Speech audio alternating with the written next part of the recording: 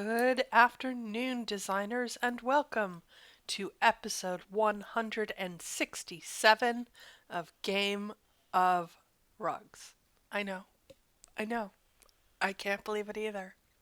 Like, if you think you're a complete idiot for having sat through 167 episodes of a not podcast about a game about not real design, imagine how fucking stupid I feel having made 167 of these. In that vein, today's episode is going to be about how to keep your marriage hot, how to keep playing Design Home with new ways to challenge yourself. I mean, it's also fine to get bored and leave for a while. Lots of people do that. I can't do that because of you. But if you would like to take a break, feel free to do that. Or you could have an insane midlife crisis affair and you could go play Redecor. That's a thing that could happen. I have done that while also trying to stay married to Design Home. The possibilities really are limitless. But we're going to look today at some ideas of things we can do. Before we get to that, however, I really want to look at these results, and I am so excited about the Timeless French Villa results because I loved the room that I did, and it was one of those rooms that was weird. Like, the room was fine. My room was weird. And I was like, people are going to love this or hate this. Voters are going to love it or hate it. I loved it. I thought voters were going to hate it. Ooh, a 4.81. Voters also loved and hated it. That is a smack dab in the middle. That's a good score. Everybody else leaned into the green. Totally understand that big green wall. I cannot remember what it asked for, like maybe a patterned chair or a Cynthia Rowley chair or a Cynthia Rowley sofa. I don't know. But whatever it was, that's how we ended up with we could do pink, and I did pink. I have zero fucking regrets. Zero regrets. Oh, we're going to talk about you later. We'll see if there are any more interesting results in here. I had such an amazing week. Like, right after the last episode, I started scoring fives, and then I scored fives all week. However, I feel like the last 5 results were not great, and that tanked my score, which at one point this week was a 4.74. I do not care about this room, and I have no feelings about it. That seems fine. 4.43 seems like a reasonable score for that. This seems fucking mean. Mean. You get scores like this, and then, like, this game wonders why you've cheated on it or left. It's not me, it's you! Anyway, to be fair, this is the week that this came out. This Marigold Zest, and I am all about the yellow. Yellow is my absolute favorite color to decorate with. I'm super into it. I am there for this shit. However, they can take the gold chandelier and paint it yellow and tell me that I really want to do this room in yellow. I really do not want to do this room in yellow. That's way too much yellow. I don't like any of these. Whatever. Okay, last one.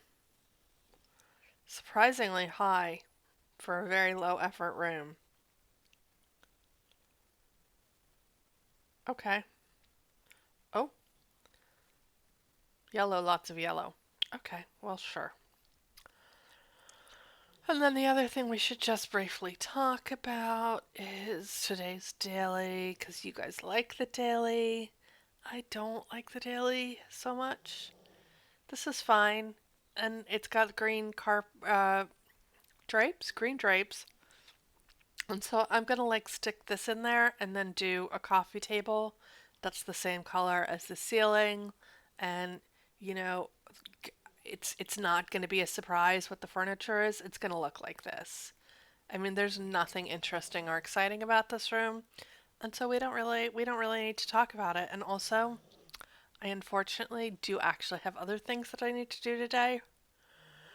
So, we are going to crack on with 10. No, it's not 10. It's like 5. 5 things that you can do to challenge yourself in Design Home. These challenges have nothing to do with scores, and they probably mean that your scores are going to not be good. But if you're only playing this game to get high scores, I think you really need to have a conversation with yourself about your poor life choices. Like, it's a score that nobody else sees and nobody else cares. Do you know what your quote unquote friends in Facebook care about? They care about whether you have good shit to borrow. They don't give a crap about your score, girl. So, just anyway, things we can do to keep our marriages with Design Home hot. Oh my god, is this a polygamous relationship? I guess it is. Okay, so here's what we can do to keep our polygamous relationship with Design Home hot. We can commit to not buying any limited edition items in a week, for the whole week. Run out of trees, you run out of trees. If you run out of decor, you run out of decor. Uh, you know, see if you can do it. Or you can decide that you are only going to use items in your inventory. So that will 100% mean that you cannot do some challenges. This is not a good example because I can't read. Okay, so like, what about this? 3 Mediterranean items. Well, I definitely have 3 Mediterranean items. Ooh, passionate hues. This is going to be horrific, isn't it? Yeah. Okay, an R house cabinet. Do I have an R house cabinet? I do, because I'm like 102 years old. But if I didn't, okay, fine. I wouldn't do this challenge. No one's going to die. It's okay. Or, other fun things to do, you can set yourself a challenge where you're not going to spend more than $500 in any room for like, you can do it for a week, you can do it for a month, it doesn't matter. But what's fun about that is that you can start at, like, I start at $14,000, and at the end of the week of spending no more than $500 on a room, how many rooms can you actually complete with what you have and what you can borrow, and what you can buy for cash that's under $500, and how much money do you have at the end of the week? Because you should make fucking buttloads of money. So it's a really good way to stack those dollar bills. You can also do a no buy week. You can decide, I'm not spending $500 on a room. I'm not spending any money on a room. And you can do a no buy week. Some of us do an entire no buy January. Uh, I definitely am staring down the barrel of one of those this year. Because in January, I'll be fucking broke. So I definitely am looking forward to that. And yeah, so that's my 10-minute episode. Those were my 4 suggestions on ways to spend money, or ways to not spend money in Design Home. And if you have any suggestions about other ways to challenge yourself in Design Home, please feel free to share them, because genuinely I would love to see them. I'm always interested in other ways to play this game that are not outcome oriented. Like, it's not about the score. Well, I do like an outcome, but I do like a challenge that's not necessarily about the score that you get at the end of the game. So if you have any of those suggestions, please feel free to leave them. Also, out of my inability to cope with the fact that this episode is only 9 minutes long and the fact that I don't want you to feel cheated, I guess we're doing the fucking daily. God damn it. Alright, well, I'm just looking for wood things that are the same color as that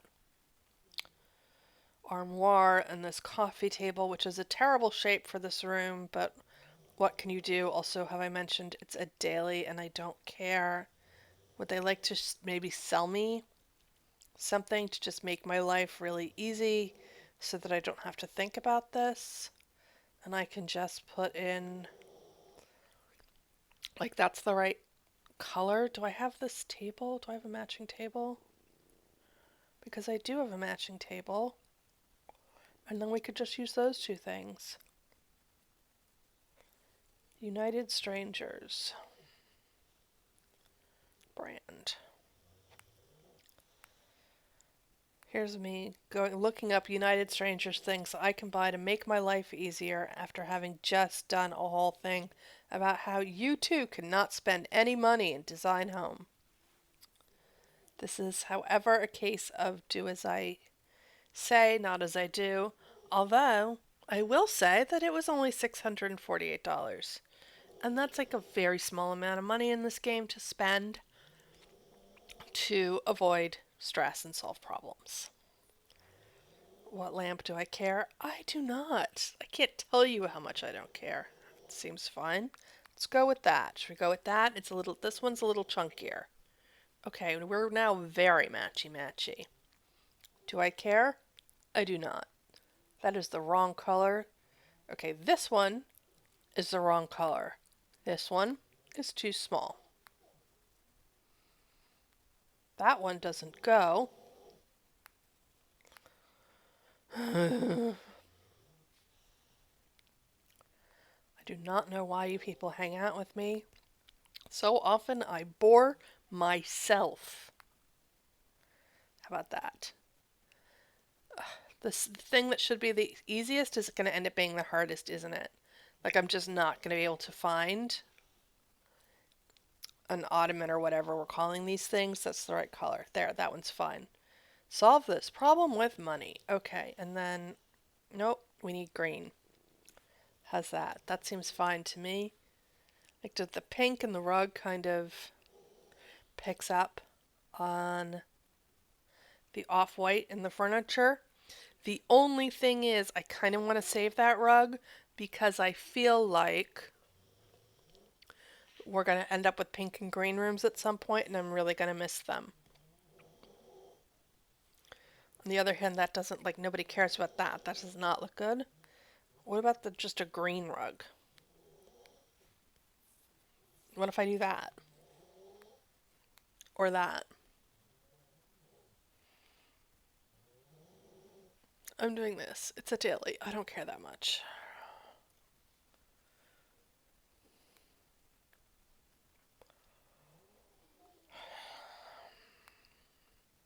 Somebody asked the other day, what's the fastest you can do a room in?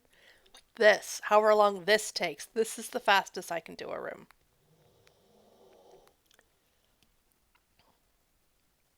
Okay. Are we almost done? God, Mom, are we almost there yet? Ooh, that does not look nice. This is not pretty. I mean, okay. And then, like, do I put white flowers on this table? Do I have white flowers? Is that a thing that exists? I feel like the sort of, like, super French tray and the super natural wood things here are not copacetic. How about that? Okay, how about that? Why waste nice things? Alright, let's put a green plant. Color. Let's put in a green plant and then go do something else with our time. Finish. Submit design. Done. Okay, we did some scores. We did some content. We did a room and we submitted it. We have not voted yet, but you can't have everything, people. And that's it. So, thank you so much for joining me for today's super fast episode of Game of Rugs. If you enjoyed this week's episode, please do give it a thumbs up. And if you would like to see future episodes of Game of Rugs, please feel free to become a subscriber. We would love to have you. Bye now.